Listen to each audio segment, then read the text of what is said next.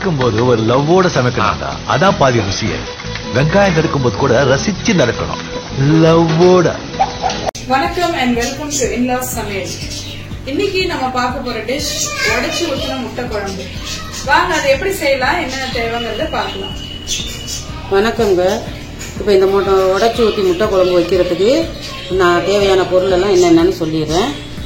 இது வந்து நம்ம பட்டை, லவங்கம், ஏலக்காய், கல்பாசி கொஞ்சம் எடுத்து வச்சுருக்கேன் தாளிக்கு, கருவேப்பிலை கொஞ்சம், பச்சை மிளகா 4, ஒரே ஒரு தக்காளி, பெரிய தக்காளியாக நீல வாக்கில் கட் பண்ணி வச்சுருக்கிறேன். அதுக்கு வந்து ஒரு 10 பல்லு பூண்டு, சின்ன வெங்காயம் ஒரு 200 கிராம், தேங்காய் பால், இது தலைப்பால் நம்ம கடைசியாக வெட்டிக்கிறதுக்கு. இது வந்து தண்ணிப்பால், 6 முட்டை, கொஞ்சம் புளி கரைச்சல். இப்போ அதை எப்படி செய்யலாங்கிறத பார்க்கலாம் வாங்க. இப்போ இந்த கரண்டியில் நான் ஃபுல்லாக 2 கரண்டி எண்ணெய் ஊற்றிருக்கிறேன். பெரிய பாத்திரம் வச்சுருக்கேன், அப்படியே வச்சுருக்கேன். எண்ணெய் ஊற்றிட்டு எண்ணெய் நல்லா காஞ்சிட்டு இந்த பட்டை, லவங்கம், ஏலக்காய் சேர்த்துக்குவோம். இந்த முட்டை குழம்புக்கும் நம்ம கறி குழம்பு வைக்கிற மாதிரி தான் அது செய்யணும். பட்டை, லவங்கம் காஞ்சிட்டு நம்ம கருவேப்பிலை சேர்த்துக்குவோம்.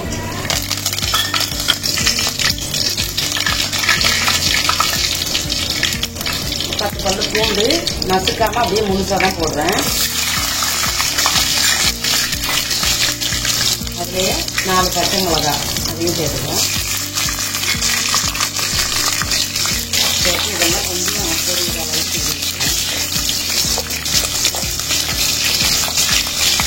இப்போது நம்ம இந்த சின்ன வெங்காயம் 200 கிராம் முழுசாக உரிச்சு வச்சுருக்கேன், கட் பண்ணலைன்னா முழுசாக தான் சேர்ப்பேன். அதையும் சேர்த்து நல்லா வதங்க வச்சுருவேன். வெங்காயம் வந்து நல்லா வதங்கி பொன் நிறமாக வரணும், அது வரைக்கும் வதங்கி வச்சுருவேன். இது பாருங்கள், இந்த வெங்காயம் பூண்டு எல்லாம் நல்லா பொன் நிறமாக வதங்கிட்டு வரலாம். இப்போ இதெல்லாம் வந்து நம்ம இந்த தக்காளியை சேர்த்துக்குவோம். தக்காளியை சேர்த்து நல்லா கிண்டி வைப்போம்.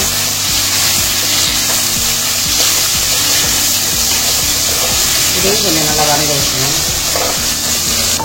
பாருங்க, தக்காளியெல்லாம் போட்டதுக்கப்புறமா நல்லா வதங்கிடுச்சு. இந்த அளவு வதங்கி வந்தோடனே கொஞ்சம் உப்பு சேர்த்துக்குவோம். நல்லா ஒரு 1.5 ஸ்பூன் உப்பு சேர்த்துக்கிறேன். அதையும் போட்டு நல்லா கிண்டி வச்சுருங்க. ஸோ அடுப்பு வந்து சிம்மில் வச்சிடணும். நீங்கள் இந்த மசாலா ஐட்டம்லாம் சேர்க்கும்போது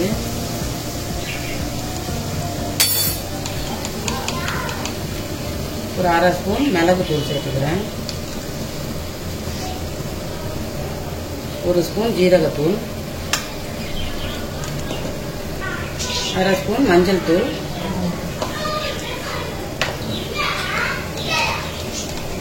ஒரு 1/4 ஸ்பூன் கரம் மசாலா, 2 ஸ்பூன் மிளகாத்தூள்,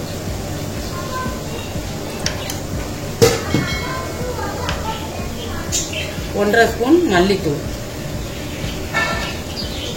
இது இவ்வளவும் போட்டு நல்லா கிண்டி விட்டுருங்க.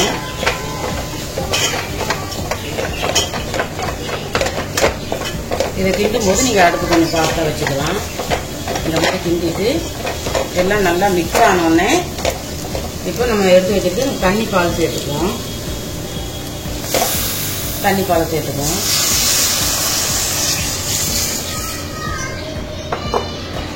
தண்ணி பாலை சேர்த்து ஒரு கிண்டி கிண்டி விட்டு நல்லா கொதிக்கிறதுக்கு விட்டுருங்க.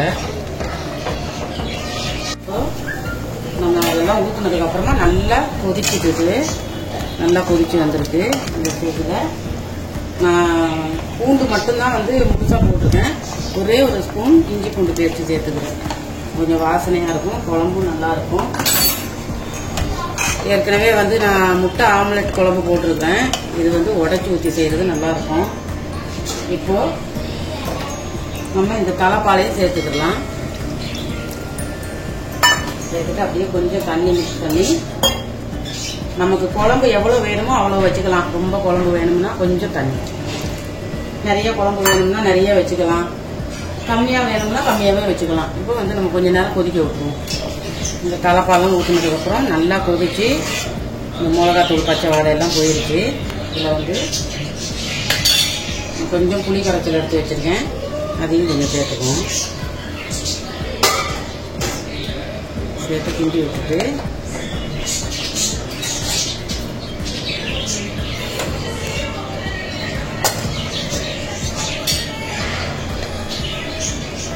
இப்போ நம்ம ஒரு முட்டையாக உடஞ்சிடாத அளவுக்கு அப்படியே முழுசாக ஒன்றா ஊற்றிடணும்.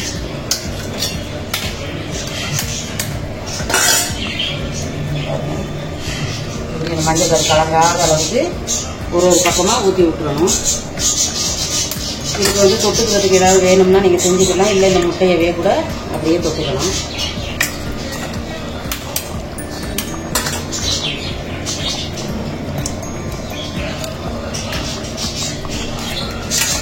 நம்ம இந்த தேய்ச்சில் அடுப்பு வந்து சிம்மில் வச்சுக்கிறோம், இல்லைன்னா அப்படியே ஃபுல்லாக எல்லாம் கலங்கி அடி பிடிச்சிரும்.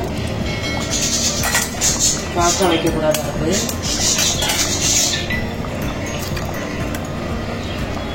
ஆரம்பிச்சையும் உடச்சி ஊற்றியாச்சு. லைட்டாக இப்படி மேலால் கிண்டி விட்டுட்டு அடுப்பு சிம்மில் வச்சு ஒரு மூடி போட்டு மூடிடுங்க. இந்த முட்டையெல்லாம் உடச்சி ஊற்றினதுக்கப்புறம் குழம்பு எப்படி வந்திருக்கேன் பாருங்கள். முட்டையெல்லாம் ஓரளவுக்கு அப்படியே முழுசாகவே இருக்குது, கரையலை. பார்த்தீங்களா, இதுதான் உடச்சி ஊற்றி முட்டை குழம்பு. இதில் வந்து உங்களுக்கு தேவைன்னா உருளைக்கிழங்கு போட்டுக்கலாம். நான் இன்றைக்கி வெறும் சின்ன வெங்காயம் மட்டும்தான் போட்டிருக்கேன். மல்லிக்கீரை இருந்தால் தூவிக்கலாம், இல்லைன்னா விட்டுடலாம். நான் சும்மா லைட்டாக கொஞ்சோண்டு மல்லிக்கீரை தூவிக்கிறேன். முட்டை குழம்பு அதுக்கு ஆஃப் பண்ணிடுவோம்.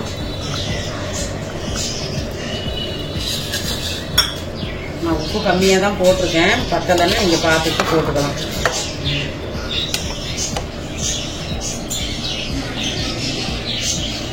சரிங்களா, முட்டையெல்லாம் உடையாமல் அப்படியே முழுசாகவே இருக்குது. 2 முட்டை இப்படியே நம்ம சாதத்தில் எடுத்து வச்சு சாப்பிட வேண்டியது.